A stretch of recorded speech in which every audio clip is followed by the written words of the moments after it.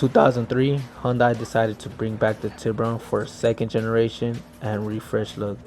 And this kid, being me, looked at this underrated, underpowered, looked down upon car and decided, let me waste my money and time and start a turbo Tiburon project. Along the way, I've done ported lower intakes, full catback exhaust, and buying one of the best headers for this car.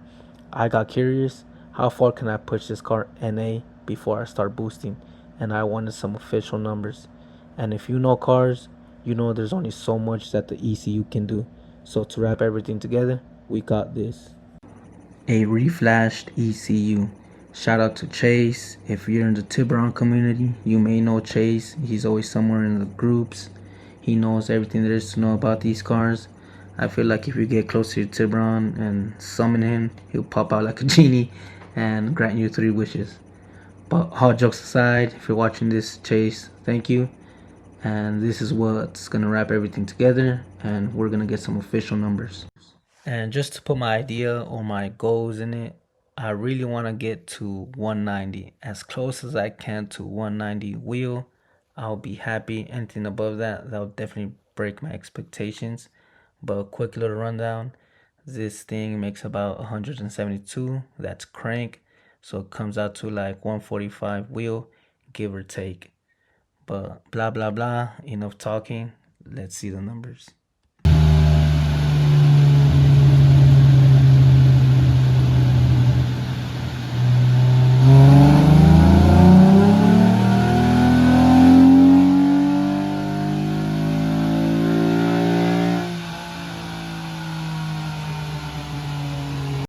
I was excited to get my numbers back, and when I got them, they were not good.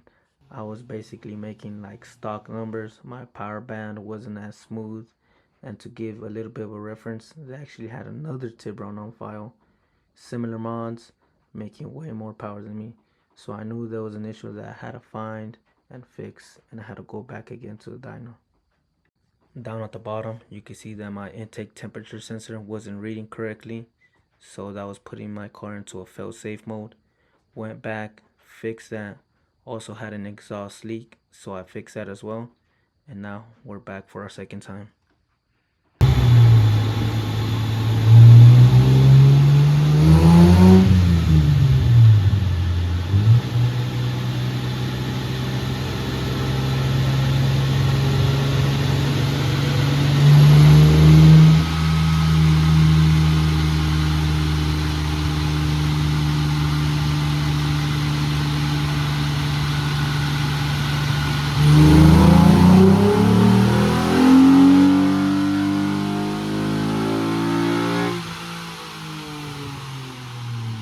Let's go. That's how a power band should look like. Nice and smooth, no dips compared to the last time. Our peak horsepower came out to be 170. Our torque came out to be 168. The guy who was on the dyno said there was definitely a difference compared to last time. He could feel that it runs smoother and just overall way better. Overall, we made 25 wheel horsepower, give or take, over stock. All that being said, guys, I'm glad the Tiburon's running good. I'm glad it's going how it's supposed to be going. So that's the good part. But you know, I didn't hit my expectations. I didn't even get close to 190 how I wanted to. Peak was 170. So I can go back and forth with Chase. I'm pretty sure he'll help me out and all of that. So I know he told me he'll help me if the numbers don't match, and they don't match. People are making low 180s, high 170s, same mods. So I can fix that. We can revise the tune. But instead of going back to the dyno for a third time and recouping the 7 horsepower, 8 horsepower that I lost, I can pair it up with something else. So I got a few videos in mind, got a few different options. I could port the uppers to match my lowers. That combined with a revised tune, I should definitely hit the 180s. Or if you guys want, I can reach for the stars and try to find an NGM intake manifold.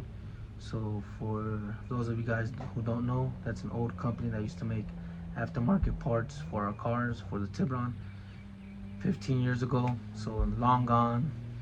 So that's gonna be hard to find, and people will be taxing for that because they know it's rare and they want a good amount of money or whatever. So I'll have to go to my backyard. I have a money tree there, and I'll take down a few couple $100 bills to get that. And or if you want, we could take it a step further, push it NA and cam it. I can find some information about that. It's doable. I just have to find a company that regrinds cams and get the information needed, and I can go from there. But I also have, which this video is gonna come out either way. The other ones were options. I can get the intercooler, set the turbo in place, relocate the battery because that's where the turbo is gonna go, and see how all that comes out.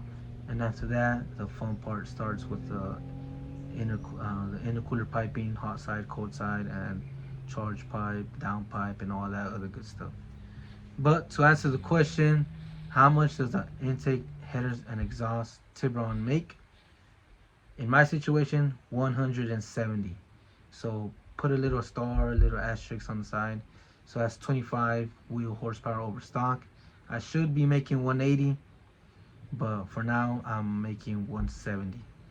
Is it worth it? I'll let you guys decide.